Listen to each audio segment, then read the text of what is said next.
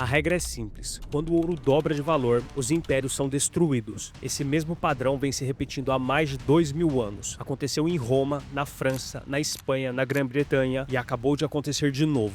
Enquanto a maioria vai focar no caos que vem depois, você vai entender como se preparar para a maior transferência de riqueza da história, pois a queda de um império cria mais milionários que o seu nascimento, mas só para aqueles que entenderem como esse mecanismo funciona. E é isso que eu vou compartilhar com você hoje. Vamos começar.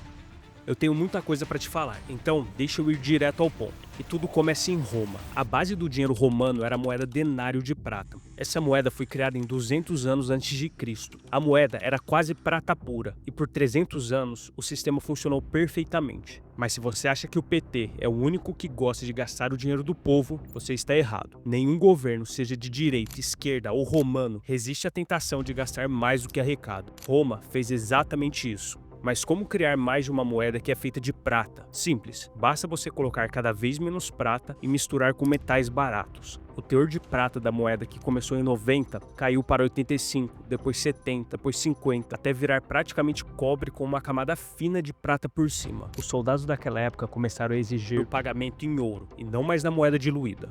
Adivinha o que aconteceu com o preço do ouro? Ele dobrou e depois dobrou de novo. E não porque o ouro ficou mais valioso, mas sim porque o denário que estava cada vez pior. A moeda de ouro da época, que era chamada de áureo, no início do império valia 25 denários. Já no fim do império, já valia mais de milhares de denários. Quando o dinheiro perdeu a credibilidade, não demorou muito para o comércio entrar em colapso. O império ficou mais dividido e os impostos explodiram. No fim, as pessoas preferiram trocar mercadorias ao invés do dinheiro. Literalmente escambo, porque a moeda já não valia mais nada. O império foi à ruína. E aqui está a lição. Quando o ouro dobrou de valor em relação ao dinheiro de Roma, não foi um sinal de prosperidade, que era uma super vantagem investir em ouro, mas sim que a nação estava colapsando. E esse foi o primeiro capítulo desse mecanismo que se repete há mais de 2000 anos. Depois de Roma, vemos a mesma situação se repetir na Espanha. Estamos nos anos de 1500. A Espanha era a superpotência do mundo. No seu auge, ela importava mais de 200 toneladas de prata por ano. O historiador Earl Hamilton documentou isso em grande detalhe em um artigo chamado The Decline of Spain. De 1500 a 1600, os preços na Espanha subiram cerca de 4 vezes. Em toda a Europa, subiram mais de 6 vezes ao longo de 150 anos. Para as pessoas comuns, isso foi um desastre completo. E um fato interessante de notar, que mesmo estando em um padrão de ouro e prata, quando você aumenta a oferta de dinheiro rapidamente, você vai ter aumento de preços em objetos raros. Se um terreno custa 10 moedas de ouro e você dobra a quantidade de ouro em circulação, o preço desse mesmo terreno, que não pode ser criado do nada, tende a valer 20 moedas de ouro. Nessa época, a Espanha travou guerras após guerras e financiou tudo com dívida. E se tomar dívida não fosse o suficiente, o país deu 4 calotes em apenas 50 anos. No fim, eles precisaram fazer o que todas as nações fazem quando estão endividadas: desvalorizar a moeda. E na sequência, o mesmo aconteceu. Ouro e prata dobraram de valor. A Espanha perdeu a dominância e os britânicos tomaram a liderança global. Mais uma vez, o fato do ouro e da prata dobrarem de valor não foi um sinal de prosperidade, foi um sinal de que o império tinha acabado. Avançamos para a França, e já deixa eu adiantar a história. Na década de 1780, o Estado estava falido, pois gastou muito além do que podia financiando guerras, que claro, jamais aconteceria hoje. Dessa vez, a França recorreu a um novo experimento: papel moeda. Em 1789, o governo começou a emitir um papel que no começo era lastreado por terras. Mas quando a prensa começou a rodar, não houve freio. Para você ter noção, em 1790, uma moeda de ouro da época valia cerca de 15 unidades dessa moeda francesa de papel. Em 1795, 5 anos depois, essa mesma moeda de ouro valia cerca de 600 unidades do papel moeda. É um colapso de 40 vezes a moeda de papel em poucos anos. Ah, mas isso só aconteceu no passado, com essas moedas estranhas. Esse aqui é o gráfico do real em função do ouro. É literalmente a nossa moeda valendo 60 vezes menos em função do ouro. Você acha que realmente é diferente? Pensa aí. Mas voltando, na França, as consequências foram catastróficas. Hiperinflação destruiu a poupança da classe média. Motins surgiram por todo o país. As pessoas literalmente não conseguiam comprar comida. A França mergulhou no caos até Napoleão tomar o poder. De novo, padrão. Quando o ouro dobrou de valor, nesse caso caso contra a moeda francesa não foi prosperidade, foi o mercado gritando que o sistema estava prestes a quebrar. Reino Unido, o mesmo aconteceu no século XIX,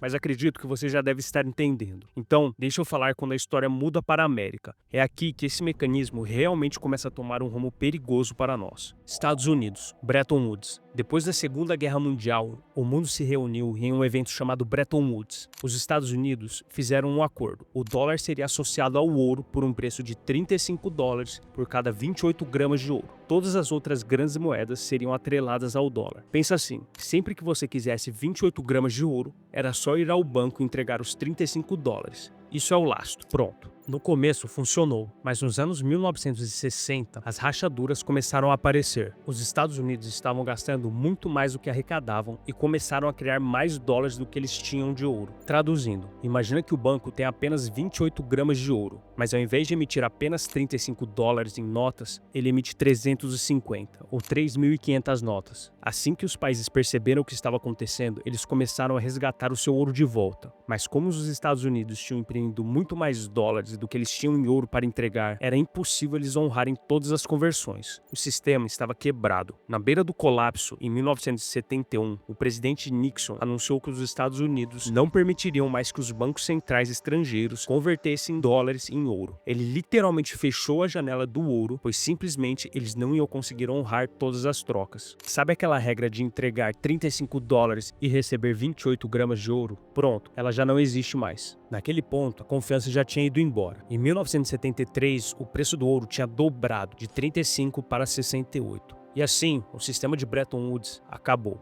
Aqui está o padrão de novo. O ouro dobrou, depois quadruplicou, depois quintuplicou. E isso nos traz até hoje. É aqui que as coisas ficam ainda mais sérias. Porque assim como em Roma, Espanha, França e Reino Unido, o ouro dobrou de valor de novo. Nos últimos 2 anos, ele saiu de $2.000 para mais de $4.000. Em reais, ele saiu de R$9.000 e passou dos R$22.000. Isso não é um belo investimento. É o mesmo sinal que vemos na trajetória de todos os impérios. A maioria olha para o gráfico e pensa que o ouro está valorizando demais. Mas não é isso que está acontecendo. O ouro não muda. O ouro é a constante. O dólar é a moeda de medida. É ele que está valendo cada vez menos. E muitos países já entenderam essa situação. Eles estão comprando quantidades recordes de ouro ao invés de ficar na moeda que irá colapsar. Vimos isso em 2022, 2023 e 2024. Foram os maiores anos de compras de ouro por bancos centrais, que até Wall Street está tendo que admitir. Algumas semanas atrás, o JP Morgan, um dos maiores bancos do mundo, soltou um relatório chamando isso de debasement trade.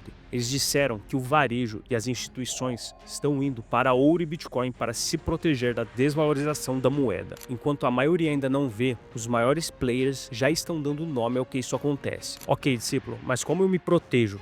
Beleza, vamos lá. Se olharmos para os padrões históricos de Roma, Espanha, França, vemos que as elites movem a sua riqueza para ativos reais e escassos antes do colapso, sejam eles terras, propriedades, ouro, e é exatamente isso que você deve fazer. Mas existem 2 estratégias. Você pode pensar em 2 modos de jogar. Primeiro, na defesa, com ouro. Ouro é seguro, ele é a base, ele preservou a riqueza em cada colapso de império da história. Mas eu, sinceramente, não vejo como a melhor opção. O outro modo de jogar é no ataque, com BTC. Ele te permite entrar e sair de países que estão afundando de um jeito extremamente fácil. Essa é a oportunidade assimétrica da nossa vida. Você pode pensar em se proteger com ouro ou crescer a sua riqueza com BTC, exatamente como muitos países estão fazendo agora. Mas esse colapso da moeda é um processo longo que demora anos para acontecer. E é por isso que é importante que você tenha paciência, que você monte a sua posição no decorrer dos meses e anos. E principalmente que saiba investir do jeito certo. Eu aproveito para dizer